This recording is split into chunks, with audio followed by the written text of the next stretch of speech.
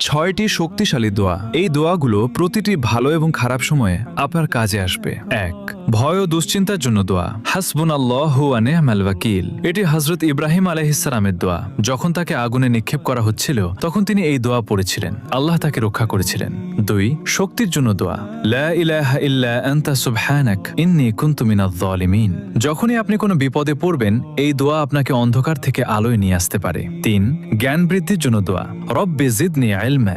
৪. যে কোনো কিছু পাওয়ার দোয়া। রব্বি ইন্নী লিমা আনজালতা ইলাইয়া মিন খায়রিন ফাকির। এটি হযরত মুসা আলাইহিস সালামের দোয়া। যখন তিনি একা ও বিপদে ছিলেন তখন এই দোয়া করেছিলেন। আল্লাহ তার জন্য পথ খুলে দিয়েছিলেন। ৫. বরকত ও রিজিকের জন্য দোয়া। আল্লাহুম্মা বারিক লানা। ৬. মনের কষ্ট দূরের দোয়া। আল্লাহুম্মা ইন্নী আউযু বিকা মিনাল হাম্মি ওয়াল হাযান। এটি হযরত মুহাম্মদ সাল্লাল্লাহু আলাইহি ওয়াসাল্লামের দোয়া। তিনি কঠিন সময়ে এই দোয়া পড়তেন। এটি মনে প্রশান্তি এনে দেয়। সবাই কমেন্টে আলহামদুলিল্লাহ